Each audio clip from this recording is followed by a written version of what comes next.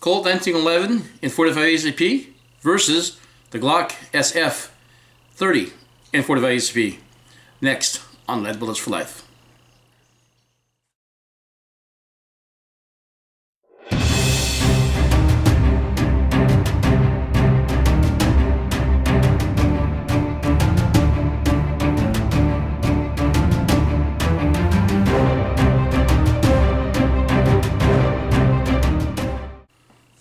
Morning, Lead Bullets for Life here. Today I'll do something different. I want to test out a couple of 45 ACP pistols. First one's going to be the Colt Series 80 Mark IV in 45 ACP. I've had this one for 30 plus years now, since 1986, and it's given me good service. I have no match grade parts in it. It's just a stock pistol. It's got a drop-in barrel and bushing. I skeletonized the hammer, beaver tail, and skeletonized the trigger on it, but other than that, there's nothing been added to the gun.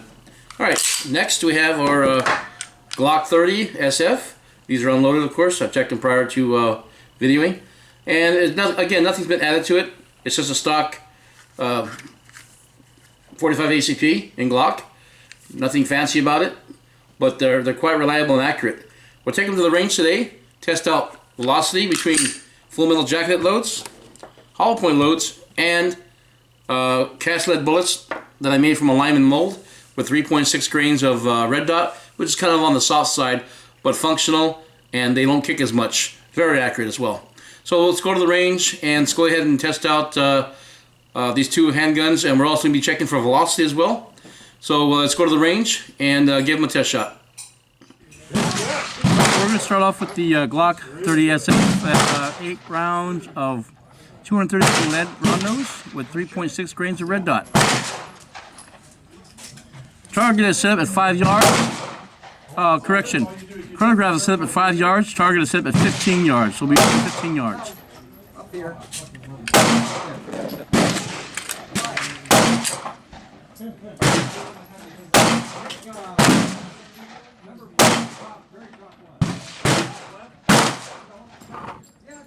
Whatever you want.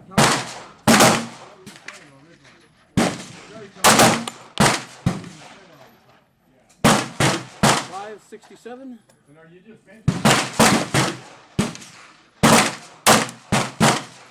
648. 592.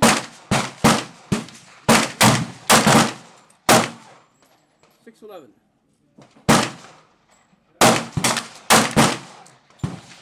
611.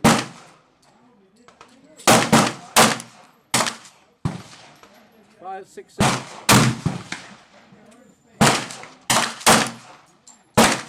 572. 605.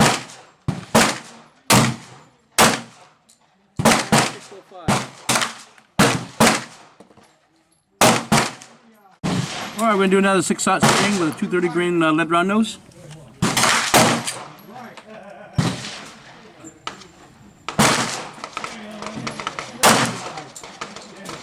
Five 608. 580. 575. 608. 565.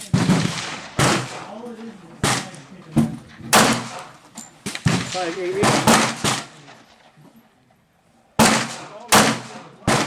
And 624. Alright, next up's going to be Series 80 1911 with 5-inch barrel. Lead round nose, 3.6 grains of top. Alright, we're going to hit the top target with the 1911. The bottom of the upper left. Oh, okay.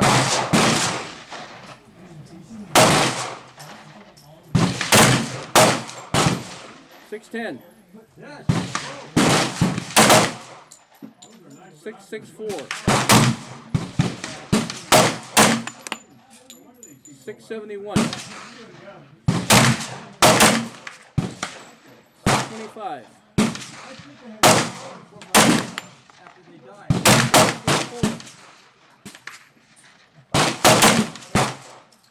616.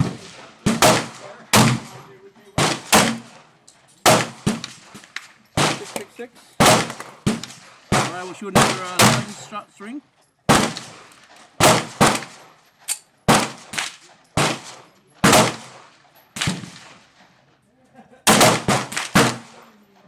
670. 611. 669. 688.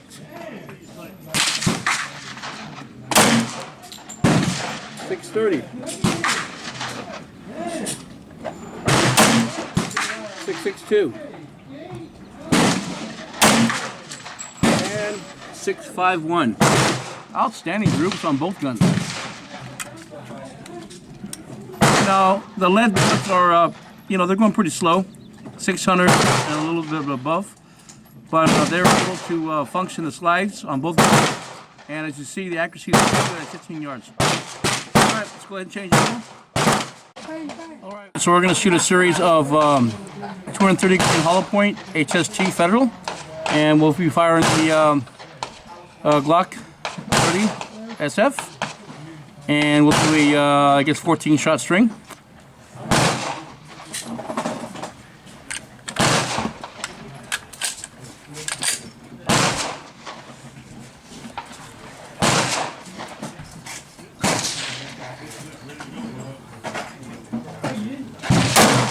Oh, motherfucker! 8, 13.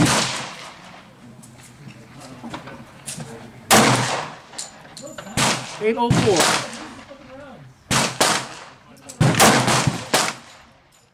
805.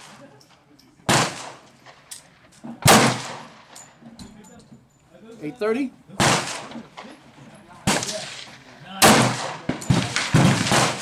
828. 802.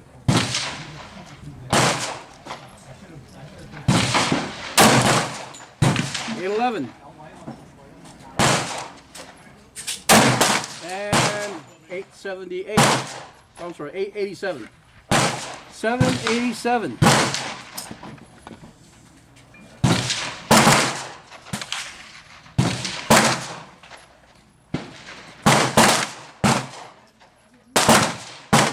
All right, we're going to shoot a second string.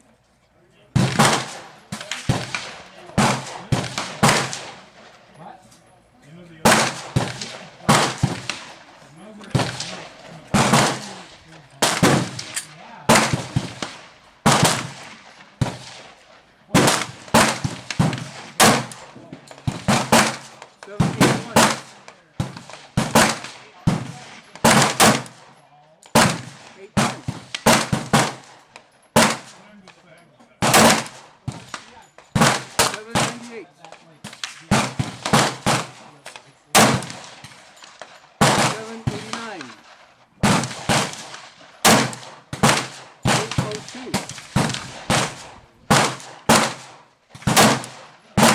And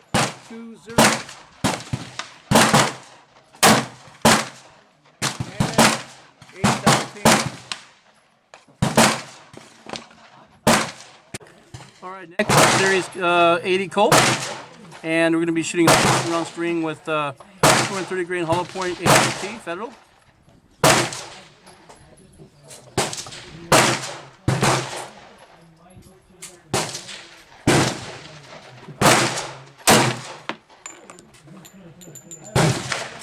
$850.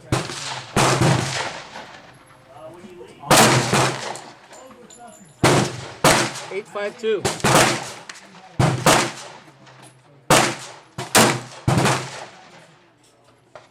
71.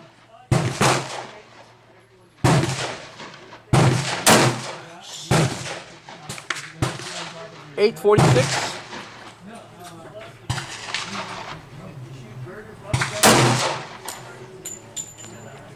886.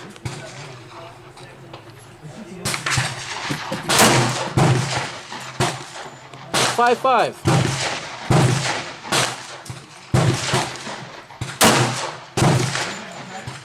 860.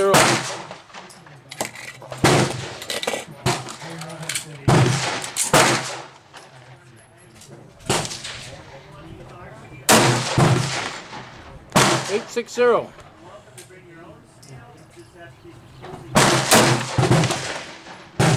881.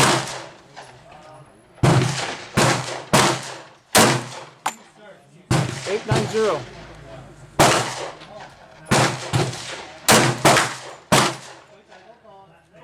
Error.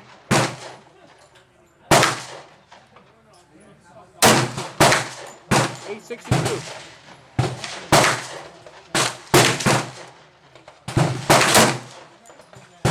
68.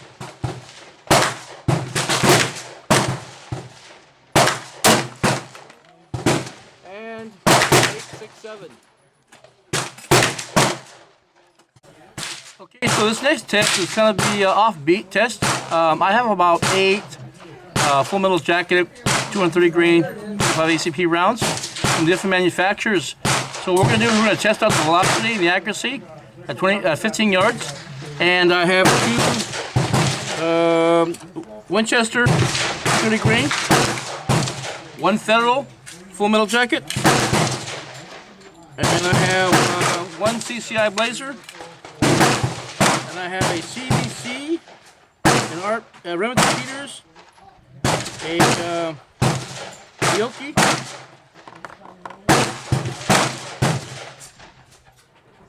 and I don't know what this one is. CBC again. Alright, so let's get started with 2 of the Winchester rounds.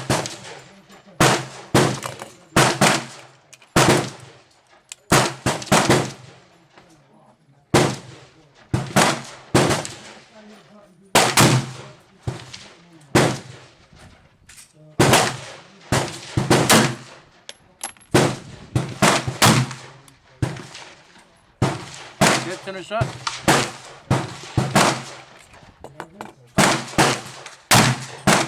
Well, my mistake. That was a CCI Blazer, and that one went 839 feet per second. Okay, so now we got the 2 Winchester balls.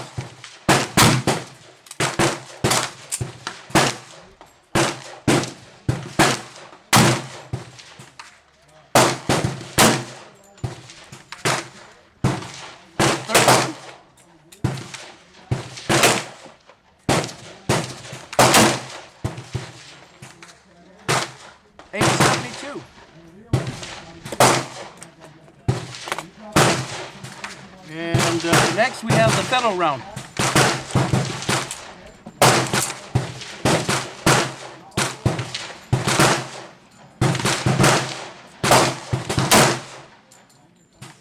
And we got 834 for that one.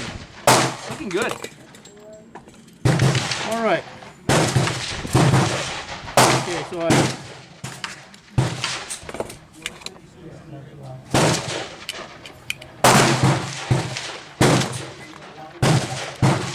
Alright, the first up is going to be the CPC round.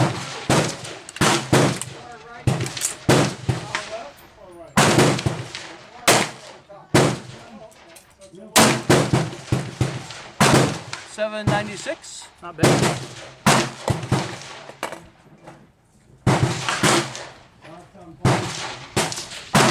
And let's see what I got here. This is going to be the S&B, Cellar and Bell Lock.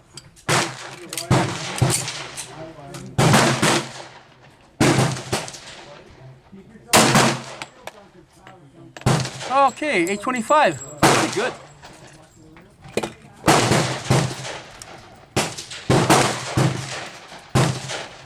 All right, next is the Remington Peters.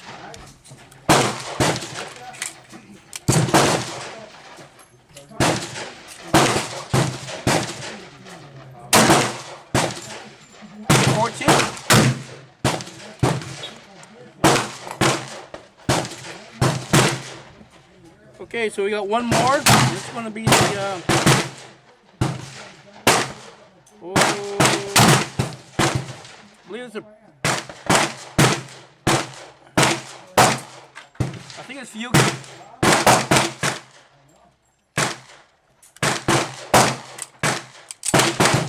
All right.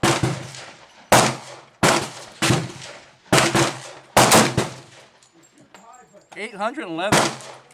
Alright guys, we're going to wrap this up, head on home and do the review of today's shoot. Alright, so we're back from the range, and so needless to say, I was pretty happy with the results of today's shoot today. Shooting with the 230 grain LYMAN lead bullet at 3.6 grains of red dot. And as you saw, the velocities were quite low, but extremely accurate in both guns. So first one's going to be the Glock 30 SF, and here's, I believe, 14 shots. Okay, and this is 15 yards away. Velocities were like upper 590s to low 600s. And the 1911, upper 600s. Accuracy was quite good as well, 15 yards. Point of aim was pretty much right around here. Okay, so now the Federal HydroShock with the Glock.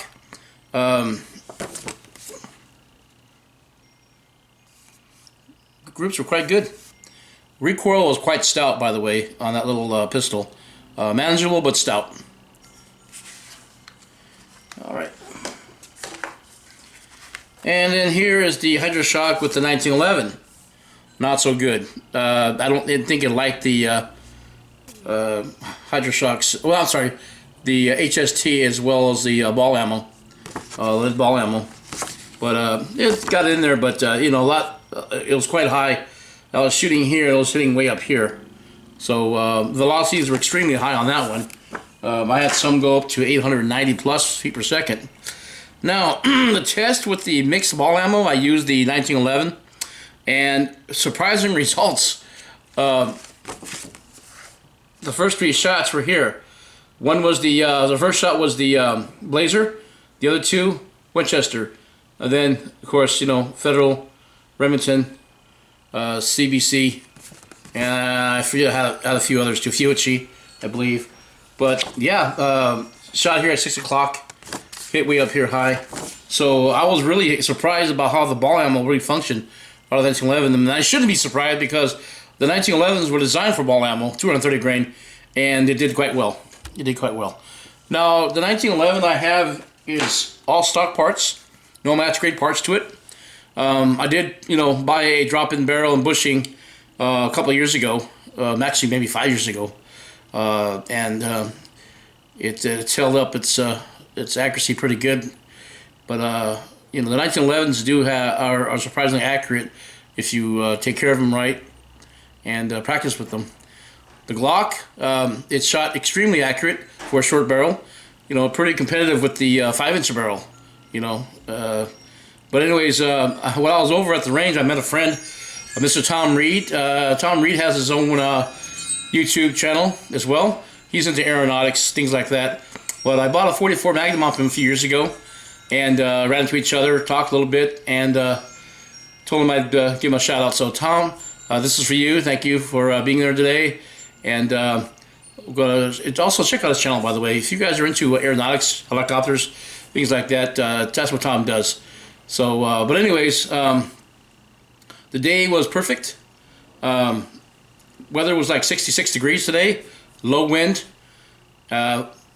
The chronograph functioned perfectly, you know, without a hitch. I don't think I had anything, maybe one error or two. I don't remember.